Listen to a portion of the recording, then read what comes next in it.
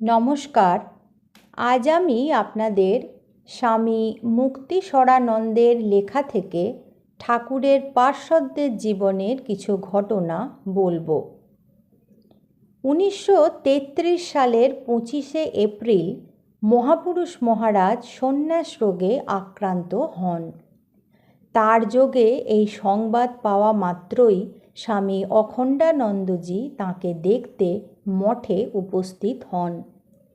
Leggett হাউসে তাঁর থাকার ব্যবস্থা হয়।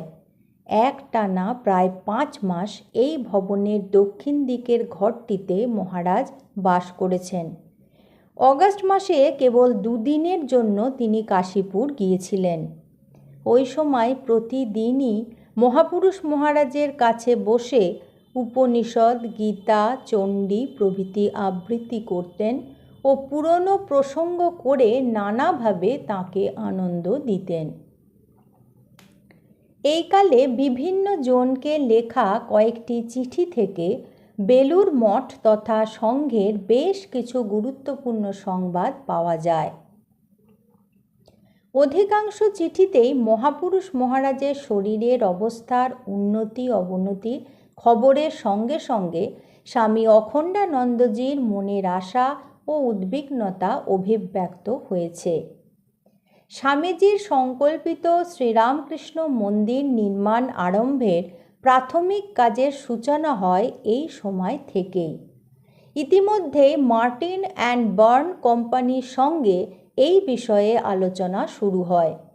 স্বামীজি অনুমোদিত মন্দিরের নকশার ভাব অক্ষুণ্ণ রেখে স্বামী বিজ্ঞানানন্দজি তাঁদের নকশা তৈরি করতে বলেন। স্বামী অখণ্ডানন্দজি মঠে আসার কয়েকদিন পরেই মার্টিন অ্যান্ড বার্ন কোম্পানির এক ইঞ্জিনিয়ার মন্দিরের প্ল্যান ও নকশা তৈরি করে আনেন। তা স্বামীজির ইচ্ছা মতোই অনেকটা হয়েছে বলে স্বামী অখণ্ডানন্দজির মনে হয়। 6ই সেপ্টেম্বরের চিঠিতে স্বামীজি প্রসঙ্গে তিনি লেখেন, স্বামীজি বলতেন, ওই কুবেরের দেশ হইতে যথেষ্ট পরিমাণ টাকা কড়ি আনিয়া এই দরিদ্র দেশের উপকার করা চাই।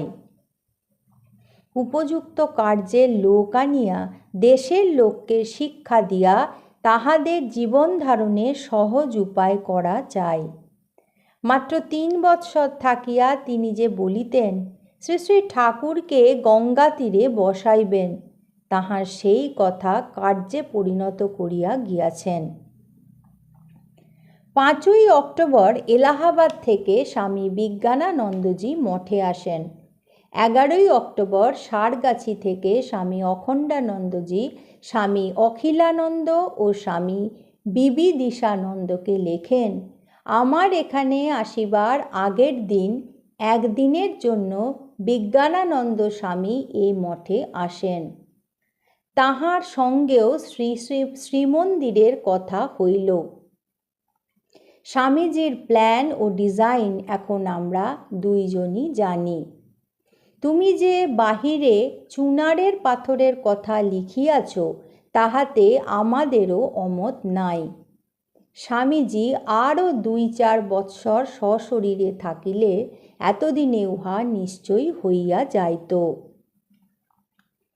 স্বামী অখণ্ডানন্দজির 31শে জুলাইয়ের চিঠিতে মঠ জীবনের এক ঘরোয়া চিত্র আমরা পাই। তিনি লিখেছেন, একটা মজার খবর দিই। আজ এইমাত্র মঠের সামনে ইলিশ মাছের জালে একটা 500 ওজনের কাতলা মাছ ধরা পড়েছে। ঠাকুরের ভোগের জন্য সেটা নগদ 5 টাকা দিয়ে কেনা হয়েছে। 6 জন জেলেকেও প্রসাদ দিতে হবে। জনৈক ভক্ত মহিলাকে লেখা মহারাজের এক চিঠির অংশ। সাবধানে থাকিয়া শরীর সুস্থ রাখিতে ভুলিও না।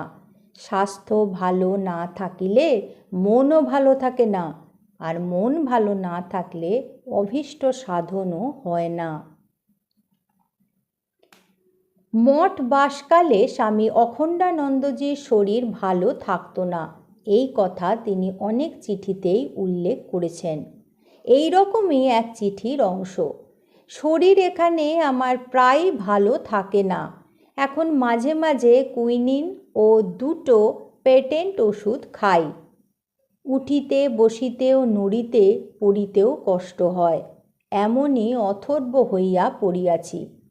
এতৎসত্ত্বেও সেই সময়ে শ্রী শ্রী ঠাকুরের পূজারী স্বামী জ্ঞানদানন্দের উল্লিখিত এক অনুপম ঘটনায় জানা যায় যে বয়সের ভার, শারীরিক অসুস্থতা স্বামী অখণ্ডানন্দজির কঠোর সাধন ভজন ও কর্মের ওপর কোনো প্রভাব বিস্তার করতে পারেনি। স্বামী জ্ঞানদানন্দ লিখেছেন, গঙ্গাধর মহারাজজি সেই সময় সোনার বাগানের বাড়ির দক্ষিণ দিকের ছোট ঘরটিতে থাকতেন। আমি হলঘরটিতে শুইতাম। একদিন রাত্রে খাওয়া দাওয়ার পর ঘুমাইতেছি, তখন রাত্রি 12টা হইবে। তিনি সহসা আসিয়া আমাকে ডাকিয়া বলিলেন, নীলকণ্ঠ, ঘুমোচ্ছ? ওঠো, রাত্রে ঘুমোবে কি? হাত মুখ ধুয়ে জপ ধ্যান করো। আমিও বিছানা হইতে উঠিয়া মুখ হাত পা ধুইয়া জপ ধ্যান করিতে বসিয়া গেলাম। ভাবিলাম, মহারাজজি আমাকে কত ভালোবাসেন, তাই আমাকে এমনভাবে ডাকিলেন। আমি জপাদি করিবার পর 3:30 নাগাদ প্রাতঃকৃত্যাদি সমাপন করিয়া ঠাকুর ঘরে গিয়া শ্রী শ্রী ঠাকুরকে শয্যা হইতে উঠাইয়া আবার জপাদি করিতে বসিলাম। তিনি 5-6 দিন আমাকে এইরূপ উঠাইতেছেন ও জপাদি করিতে বলিতেন। এইভাবে এত রাত্রি জাগা ও দিনে শ্রী শ্রী ঠাকুরের পূজা সেবাদি করা আমার পক্ষে ক্রমে কষ্টকর হইয়া উঠিল। শরীর দুর্বল বোধ করিতে লাগিলাম। পুজোর কাজ করিতে অসমর্থ হইলাম। তখন তাহাকে বলিলাম, মহারাজ, রাত্রি জাগিয়া ও দিনের বেলা পূজার খাটুনিতে আমার শরীর খারাপ হইতেছে। আমি রাত্রি জাগিয়া আর জপ ধ্যানাদি করিতে পারিতেছি না। আমাকে আর রাত্রে দয়া করিয়া ডাকিবেন না, এতে ঠাকুর সেবা ত্রুটি হচ্ছে। তিনি তখন বললেন, কেন? আমরা তো শ্রী শ্রী ঠাকুরের অসুখের সময় দিন রাত তার সেবা করেছি। আমরা পেরেছি, তোমরা পারবে না কেন? ওই দিন রাত্রে তিনি আবার ডাকিলেন। তারপর দিন ভোরে ওই ঘর হইতে বিছানা লইয়া অন্যত্র যাইব ঠিক করিয়া বাহির হইতেছি, এমন সময় তিনি উহা দেখিতে পাইয়া আমার বিছানা ধরিয়া আমাকে আটকাইলেন। বলিলেন, কোথায় যাও? আমি বললাম, রাত্রি জাগিয়া দিনে কাজ করা আমার পক্ষে সম্ভব নয়, আমি আর এখানে থাকব না। তিনি তখন বললেন, আমরা সারা রাত সারা দিন কাজ করেছি, আমাদের তো কষ্ট হয়নি, তোমরা পারবে না কেন? তখন আমি বললাম, মহারাজ, শ্রী শ্রী ঠাকুর আপনাদের শরীর ও মন ওইভাবে গঠন করে দিয়েছিলেন, তাই আপনারা এমনভাবে সেবা করতে সমর্থ হয়েছিলেন। আমাদের শরীর ও মন এতটা করতে পারছে না, আপনি দয়া করে আমাদেরও সেরূপ করে দিন। তখন তিনি বললেন, হ্যাঁ, তা সত্য বটে, আচ্ছা, আর তোমাকে ডাকব না।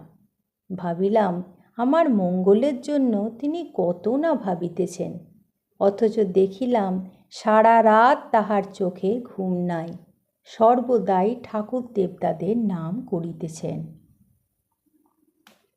আজ এই পর্যন্তই। পরবর্তী পর্বে আমি আপনাদের এইরকমই একটি চমকপ্রদ ঘটনা শোনাব। ঠাকুর, মা স্বামীজি আর আমার গুরু মহারাজের চরণে আপনাদের সর্বাঙ্গীন মঙ্গল কামনা করি। আপনারা সকলে ভালো থাকুন, সুস্থ থাকুন। নমস্কার।